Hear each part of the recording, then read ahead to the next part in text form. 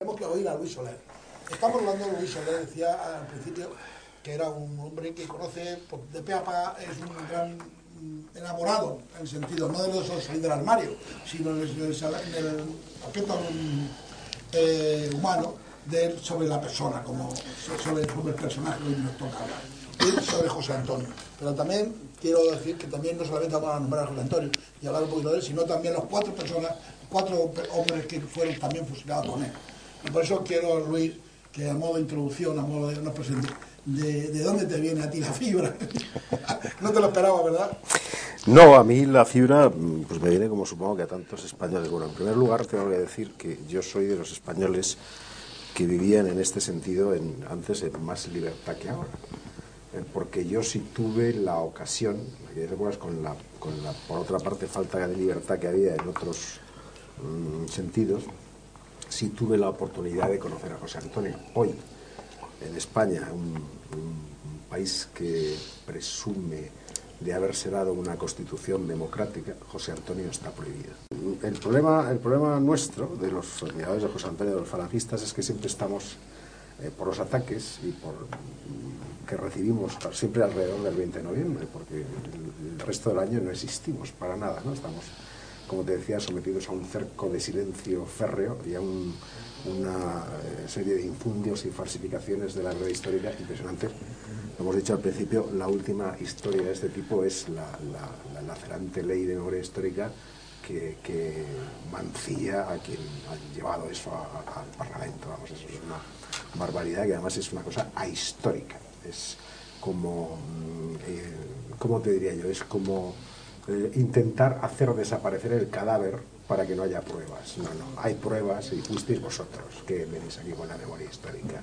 Y hay pruebas, vamos, o sea, mira, solamente en el cementerio de Alicante, y a mí no me gusta hablar del pasado, ¿eh? Lo que pasa es que, por ejemplo, el Partido Popular, en toda esta historia, que se ha portado fatal el Partido Popular, como cobardes para que no... para seguir su comportamiento habitual, que dicen que yo, dice Rajoy, yo que miro al futuro, no hay que mirar al pasado. ¿Cómo que no hay que mirar al pasado? Hay que mirar al pasado y honrar a los muertos, a los unos, a los otros, y aprender de la historia y dejar las cosas muy claras. Es decir, ¿qué es eso de que no hay que mirar al pasado? Mójate, Rajoy, mójate, no seas cobarde. Eso de que decían que el Valle de los Caídos es un parque temático del franquismo. Parque temático es el que hizo Zaplana en Terramítila, que quería poner vestidos de Pato Donald a todos los de la Comunidad Valenciana. Eso sí que es un parque temático. Estas cosas son más serias. Mira, el problema es que los falangistas siempre estamos intentando o con la obligación de explicar el pasado. Por ejemplo, estáis hablando aquí ahora mismo en Aspe de los problemas municipales. Bueno, pues yo quiero decir que uno de los puntos falangistas modernos hoy en día es la municipalización del suelo, para que todo el mundo pueda tener una vivienda, que es una medida revolucionaria. Es decir, Falange Española es un partido revolucionario. Entonces, yo te cuento más o menos lo que pasa, y paso a leerte porque el tema es tan extenso y tenemos poco tiempo, porque yo quiero hablar mucho del personaje. Vamos a ver, José Antonio Primo de Rivera es fusilado en la cárcel de Alicante por orden del embajador Rosenberg de Stalin, después de una visita de Rafael Alberti y Sánchez Mórquez, que era el fiscal, a Largo Caballero y García Oliver, que eran el ministro de Justicia y presidente del Consejo de Ministros de Valencia, y esto lo aceleran y en una semana lo fusilan al lado de los mártires de Novelda, que eran Ezequiel Mira Iniesta, Luis Segurabaus, Vicente López López y Antonio Muñoz Navarro, que fueron caídos en el mismo patio de la enfermería de la prisión provincial de Alicante, que luego el Partido Socialista en el poder en Alicante se ocupó de desmontar por aquello de que no quedase recuerdo de aquel crimen perpetrado contra José Antonio, que era la esperanza entonces de España, que luego, como bien sabéis, fue manipulado por el régimen de Franco, que se apropió de sus símbolos, de sus banderas, para hacer un régimen que él mismo reputaba como coreografía, sin entrar en lo que era la profunda revolución falangista, la profunda revolución social. Se habla mucho de la patria en la falange, sin tener en cuenta que José Antonio, el concepto que viene de la patria era que no haya patria sin justicia social. Nosotros los falangistas hemos dicho que el falangismo es como el sacerdocio, imprime carácter, el que lo es para siempre, ¿no? Entonces, pues su doctrina era una doctrina sobre todo basada en la justicia social, y en la unidad de España. Es decir, España como unidad de destino, y el hombre como portador de valores eternos, y la justicia social como eje fundamental. El eje fundamental de su política es el hombre, su dignidad y su libertad. Él visita a Hitler, va a la Cancillería en el año 34.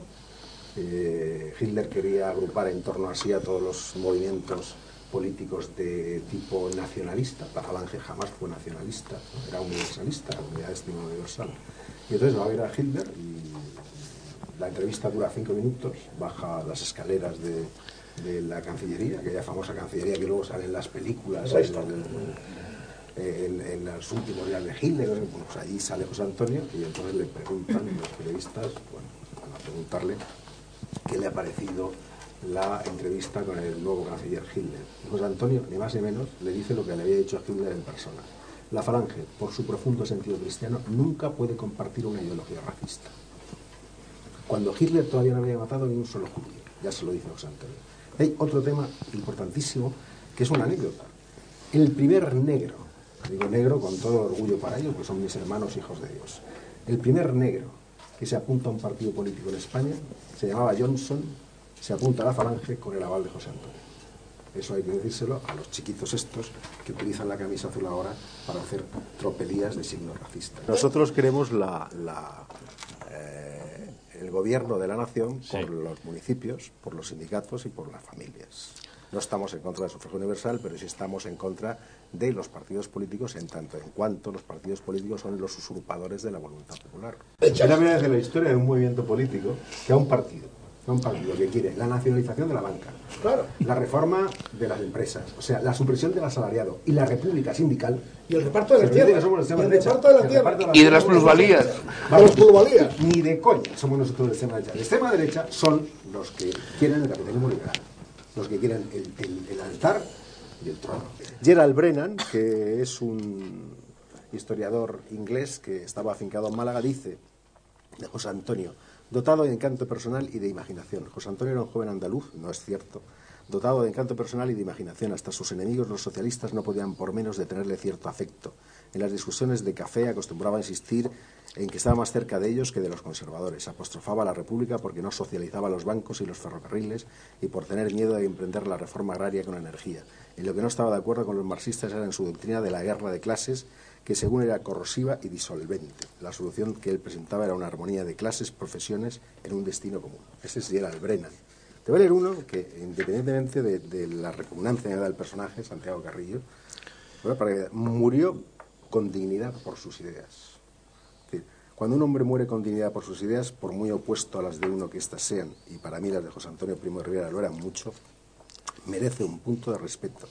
Si hay gentes que varias décadas más tarde, no siendo fascistas era él, tratan con respeto su figura, hasta intentan encontrar eximentes a su política, hasta llegar a considerar que no eran fascistas porque José Antonio murió joven, fusilado, y se convirtió en un mito romántico porque no tuvo ninguna oportunidad de estar presente en los casi 40 años de dictadura. Esto lo dice Carrillo. De manera que muere, le dice precisamente: tened ánimo, muchachos, a los de Callos, a los de Novela. Tenía ánimo, muchachos, esto es un momento nada más, vamos a una vida mejor. Estaba sereno y ligeramente pálido, era su última gran ocasión, triunfó porque estaba señalado por Dios. Tened ánimo, muchachos, morimos por España, arriba España. Rosa Chacel, sabéis que estaba exiliada, Rosa Chacel, sí, era republicana, vivía en Buenos Aires. Ayer, al pasar por los puestos de libros del Cabildo, vi unos cuantos libros españoles, de la España actual, lagarto. Sin embargo, me compré nada menos que las obras completas de José Antonio. Hacía mucho tiempo que quería leerlas y ayer era verdaderamente inoportuno porque tenía que terminar lo de Mujeres Ejemplares, pero llegué a casa y me leí de un golpe 300 páginas. Es increíble. Dos cosas son increíbles. Una, que todo esto haya podido pasarme a mí inadvertido en España, y otra, que España y el mundo hayan logrado ocultar también, porque no me extraña que llegasen a matarle. Estaba hecho para eso, porque después de muerto se haya hecho el silencio sobre su caso. Era difícil y expuesto por la gran confusión en torno, y por el contrario, los gitanillos, las faltas de volantes, los toritos bravos y todo el puterío sublimado extendido por el mundo, una España histriónica, era edificante para la cosecha del turismo.